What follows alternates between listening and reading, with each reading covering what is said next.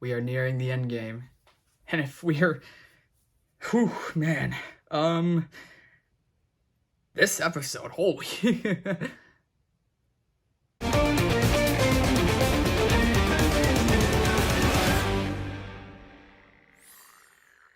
How is everyone doing today, guys? My name is T-Codes, and yeah, so with Amphibia and the Owl House now coming out at the same time, I'm going to be doing these episodes back to back. Now, for some weeks, then I'll be fine and easy because there's 2 videos, but then there'll be other weeks where there's 3 videos, so it's like, oh, gee. But today, oh man, this episode was crazy, and I liked how before the hiatus, Matt and Bradley was talking about how there were talks about, well, what episode was a good one to leave off on, the Christmas special or this episode? And this episode definitely feels like both a mid-season finale and the start of the end, because after all, this episode is about Anne and the Plantars getting back to Amphibia, because that's what this is. This is episode 50 of the series, or episode 10 of the season, Escape to Amphibia. And it's like, oh man, it's crazy. So the episode pretty much starts off solid enough. I mean, you have Terry and Dr. Jan, they've been working on the portal, and so it's like they seemingly have it functioning, and even Terry, I like the explanation about this, because one of the things about the Calamity Box that has been a little intriguing is, if you have something that can teleport across worlds, why is it a music box? And so I like that Terry figures out that, well, it's because of the music itself, because the notes that they play are acting like coordinates, and it's like the Newts somehow figured that out, and it's like, that's actually a pretty clever way of thinking about it. It's like, and even then, it's like Terry's like, when you guys were going through the portal, was there any like notes that you can think of? And they do give her notes, and so it turns out that it works, and they see the portal. However, the problem is the portal's very, very small. Like, it's about this size. They can't fit through it, but it's home. It is Amphibia, so they have at least that working. So Terry is like, okay, well, we need more power if we want the portal to actually open up bigger and bigger.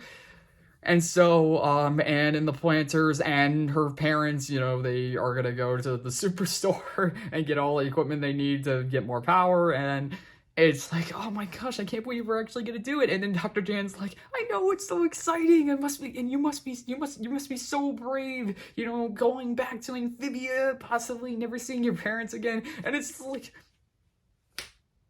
thanks for that. Like, even Anne's like, I didn't actually think about that, did I?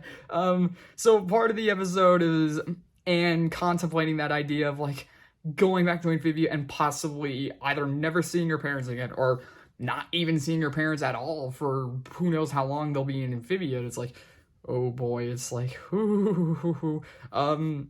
but so, part of that episode is, of course, her spending time with her parents, like at the store where there is a freaking Star Wars little set where they're battling with the lightsabers, and it's just like, oh my gosh. And I also love that Anne, because of her skills that she's picked up, she's basically demolishes her father in a battle, and then Matt probably just being ruthless as ever,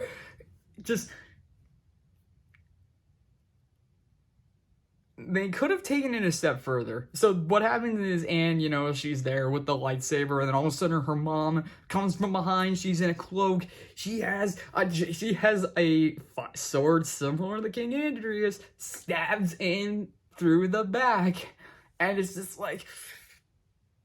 But of course, Mrs. Boonchoys says, "I was your mother the whole time," and I'm like, okay, haha, that's a funny old Star Wars reference. But of course, it's just like, if she said, now look what you made me do, I would have been, I think most of the fans would have just been like, no. But She doesn't say that, and, no, it's just the family bonding, and it's just funny. It's a nice little scene. But, they're doing that while the planters are doing a few things. Like Sprig is just checking out the store because he's like, where are the toys? And Polly's like, so where are the cool movies and stuff I can use to fix Frobo? Like, I love that we finally get RC Frobo. You know, we had that poster and it's like we saw RC Frobo and it's like we finally get RC Frobo. Which is pretty cool. It's like, I even like how he kind of doubles as a projector DVD player because Polly puts in, I want to say Die Hard, and just like Frobo projects it out, which is really cool. I actually like that. But Hop Pop has a weird thing with avocados. I mean, okay. But I did like how he was trying to plot to take some avocados back to Amphibia so he can thrive on his new dynasty. And it's like, okay, actually, that's actually pretty cool. But, of course, the main beef of this episode is Anne, the Plantars, her parents, and the FBI, because Mr. X, after failing twice, now is like, okay, let's actually play. And so it's like, how do you, it's like the first time, Mr. X comes in, has the crew, but Anne and the Plantars escaped. Second time, thinks they have Hop Hop. But it turns out they have Humphrey the actor. This one was just, how do you catch them? Simple, you just wait for them to leave the store, head to their car, put stuff in the car, then surround them. Simple as that. But, so they take the Plantars, and Anne and her parents, they're just left behind. Because they're like, oh, they can't do anything about it now. So it's like, oh boy. So the Plantars are captured and they're being interrogated by Mr. X. And it's just like, Mr. X is just trying to figure everything out. He interrogates Alpha first and he's like, why are you sent here? And it's like, who do you work for? And then Pop-Pop's like, I work for no one. I've been leading the farm ever since. And it's like, oh, it's a farm. And then Hop-Pop's just like, okay, you're up in my face and that light's very bright. Also, do you have avocados? It's just like, what the heck? Sprig, meanwhile, he's being a kid. He's just like, hey. And Polly's the most ridiculous of the bunch because, Mr. X is like, oh, these are aliens, they're gonna take over the world, they're gonna destroy humanity, and like, that's pretty much what Polly is like. She's like, yeah, that's what I want to do, and then she pulls out a list of all these people she wants to get rid of, and of course Mr. X is like, oh, jeez, and he's like, okay, well, let's see how you're gonna like this. Guy comes in with the syringe, and Polly's just like, okay, you're on my list now. It's just so freaking ridiculous and stupid. But it's funny. I really like this. But of course, Anne and the Boonchoys, they don't want the Plantars to be dissected or anything more severe than that. So, they bring. I was really surprised who they brought back. Like, I mean, of course you have Terry, Dr. Jan, and even the IT gals, but they also brought in Molly Jo, Humphrey, and even some Van's relatives, and it's like, wow, they really are bringing everyone back for this. I'm like, that's awesome to see.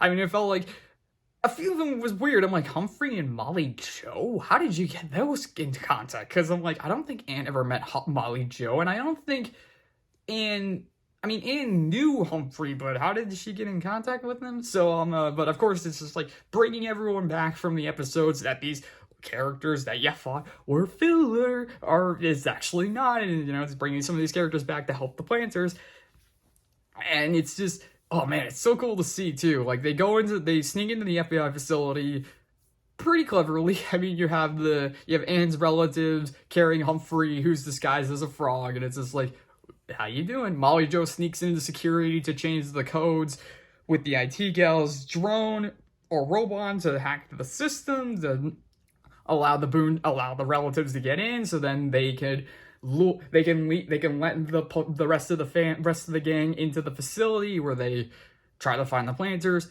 Terry and Jan, they see the camp's generator and they go to steal that. while the rest of the gang, they try to find the planters, but then they get cornered by Mr. X because I love the room. It's just like specimens A, B, C. They go into the room and it's the three frogs that the Boonchoys left. And then Mr. X is like, not so fun now, is it? So they get thrown in jail, or at least in the facility.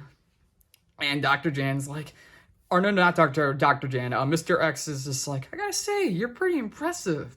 But, of course, the one problem is you're just a kid. So, tough luck on that.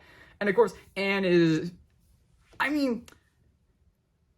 A part of me does get that. I mean, because, after all, everything that she's done up to this point is very, like, wow, she's just a kid and she's doing this. But, of course, it's just, like, her realization, like, I am just a kid. And it's like, what? And so, of course, her parents are like, but you're a kid who survived in another world. You're a kid who made so many friends, saved people. You've been doing many things. You've defeated 2 giant robots. And it's like, I love that they do reference the Christmas parade, which I guess, I mean, in terms of the timeline, I guess you can say, well, I mean, it's probably just the different seasons for the different worlds. It's like, yada, yada, yada. But, yeah, so Anne and her parents, you know, they have that little moment of just like, they believe in Anne, they know that she can do it because she's technically already done so much already, and so it's like, okay, well, how are they gonna get out? Well, because Dr. Jan and Terry took the generator, all of a sudden there's no power in the building, so that means all the cells are unlocked, which means all they gotta do is get through the guards, and like, how are you gonna get through the guards? Easy, you give Mr. Boonchoy Bob one of the lightsabers, gives it to Anne, and she goes Rogue One Darth Vader on people. I mean, they don't even hide it. I mean, literally, you have that shot of Anne at the edge of the hallway. It's dark. All you see is the lightsaber. And you're just like, oh, she's going to wreck you. And so, that's exactly what she does. And I love the fight sequences with her. She really, because she knows how to wield a sword, so a toy lightsaber is not that hard. I even love the one dude, he's like, let me out, let me out, let me out. And then Anne just smacks him with the lightsaber, and she's like, dude, it's Paul. Pretty ridiculous and dumb. But, yeah, so they get out, they find the planters, they seemingly, you know, they're escaping, Mr. X, and, like, a convoy try to chase them, and they easily take him out, like, it felt way too quick for that. It's just like, they're just throwing a bunch of stuff at the vans, and the vans just crash and burn, and even Mr. X is like, well, this was interesting. But of course, Mr. X is like, but I tracked them, I tagged them. Like, he was able to jump to the van and like tag it with the tracker, but right before he got knocked back, which was still pretty funny. But it's really cool to see just everyone from the past episodes help the planters escape, and because after everything that they've done for them, and it's like really cool. I even love Molly Joe. It's just like, oh, Frogman's an actual frog. That's actually not surprising now I think about it. And it's just like, I even love that too. Like, Spring's like, Molly Joe, you're here too? And it's just like, heck yeah. I'm like, cool. And then even like, how about with Humphrey? Humphrey's like, us actors need to stick together. And it's like, cool. And of course the IT gals are just like, oh, it's so good to see you. Oh, and you fixed Frobo. And then Frobo barfs up oil. And then they're just like, you sort of fixed Frobo. But yeah, I mean, it's just nice little moment there. So they get to the warehouse, but of course, because they're tracked, they eventually get caught by the FBI, and then but they discover that even with more generators, even with more power, the portal doesn't grow any bigger than this. So they're like, what are we gonna do? Mr. X comes in, starts, captures everyone, and then, of course, he's like, man, you are really impressive for a kid. And then it's just like, but that's the thing, you're just a kid. And then I love Mr. X, he's just like, you're just a kid, and smacks it away. And it's just like, yeah, I am just a kid. And then all of a sudden, she goes Calamity. She activates her Calamity powers, and she knocks everyone back. But then they notice that the portal is opening up, which means that people can get through. And that's the thing, like, puts her hand towards the portal, charges it up with her calamity powers, and as the IT guys put it, an infinite battery or a human battery. Human battery, yeah.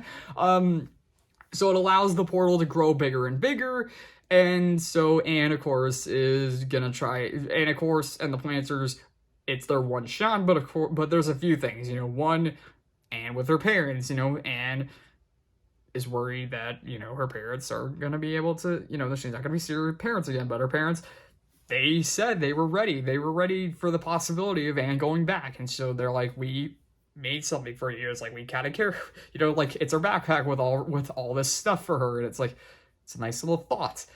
And of course, it's just then with the, let's see, what else? Obviously them telling her that even if they're worlds apart, they're still with her right here, right in your heart. And it's like, nice little touching scene. And of course, to top it all off, they're just wishing her luck. And so, Anne and the Plantars, they have the portal open and it's like, oh, I just gotta get through. And so I love that the mantis, the giant red mantis. So at the beginning of the episode, when they were testing the portal out and they see that it's working, they see the mantis. And Sprig's like, I wonder if he can see us from here. Mantis comes through, or at least part of the mantis, and they chop the arm off. So I love that thing comes back, and Anne's just like, I have an idea. Hop on, your avocado. And Hop Pop's like, it's my last one. And Anne's just like... So Anne uses the avocado as bait to lure the mantis into the human world. And of course, that leaves the FBI occupied to try and fight it. And so Anne and the Plantars take that as their opportunity to jump through the portal and escape back to Amphibia. And they do. Portal closes. The mantis is taken down, destroying the portal. Mr. X is just furious and just like wants to go up to the Boonchoys. But then both the Boonchoys are like, okay, you're gonna listen to us for a second because there's a lot to be explained here. And then Mr. X is, I love Mr. X. He's just like, oh, goody. It's just so funny. I love that. That was the thing, though. It's like, after everything that's happened, why wouldn't they just... okay, I guess it makes sense that you really can't reason with the FBI. Even Mr. X says, like, I have unlimited authority. I don't have to go by the law. And so it's just... them with that. It's like, if they told the FBI what was coming, would they listen? Would they believe him? I feel like for Mr. X, especially here, because he saw the portal, he saw where it led, I feel like, okay, maybe there is that idea of like, oh, there might be an invasion coming from this other world. It's like, what do we do? It's like, maybe we should actually not think of them as threats, or at least most of them as threats. But... yeah, so that's where they leave the human world on. And I wonder if that's where we're going to leave it on for the majority of the series, because that's the thing. It's like, because they brought everyone back for this episode, I wonder if we're not going to see the human realm at all for the rest of the series. Like, are we just going to be in Amphibia for the rest of it until the finale? Because that would be nuts. But also pretty understandable, too. A lot is going on in Amphibia, and it's like, we need to go back and see what the heck is going on there. And it's like, but, of course, there is that thing going on in Amphibia, and that's, man, that shot they leave you on with Anne wakes up in the Amphibia, she sees that they made it, but then they see that Amphibia is not Amphibia anymore, at least in terms of what it used to be, because Amphibia is just now a wasteland with just Andreas taking over, everything that he's done. It's just like, what happened? And it's just, they leave you on that. It's like, whew.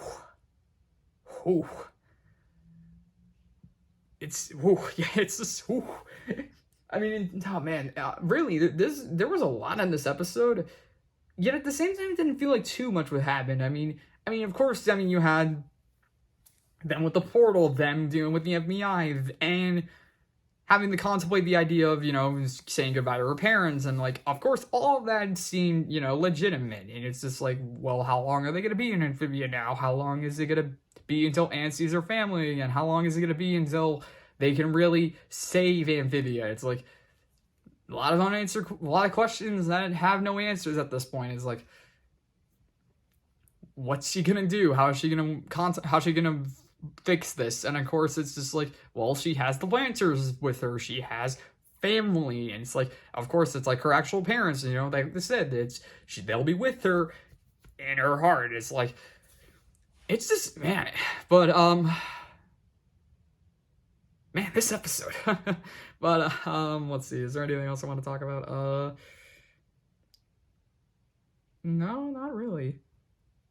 This definitely felt quicker than the Follies of the Government Parade, but I think part of that is because there's this really, I mean, Amphibia definitely, I mean, honestly, I mean, both these shows are fantastic. It's just, I feel like Amphibia really gets, really, I mean, this episode especially had a lot of funny jokes, a lot of craziness, a lot of really, like a lot of things were going on, but of course this was like a very big episode of the season because this is them going back to Amphibia. This is them having to go back after being in the human realm for who knows how long it's been. It's kind of hard to tell at this point, but I mean, now they have to go and save Amphibia. It's like, what's gonna happen? What's gonna do? You know, all that. So it's like pretty big epic mid-season start of the season. You know, it's like, I can see why they talked about it. It's like, oh, this could have been the mid-season finale, because if they left people on this cliffhanger of like,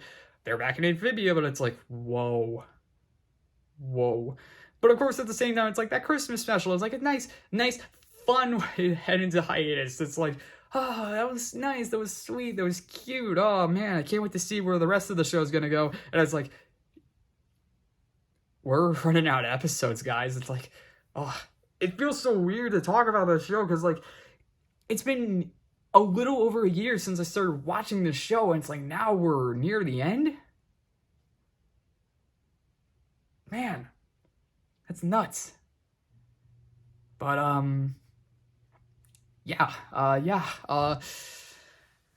okay, is that everything? Yeah, I think that's everything I wanted to talk about. So, like I said, with Amphibia Now House coming out every week now, it's going to be videos back to back, so hope you guys are in for the fun ride.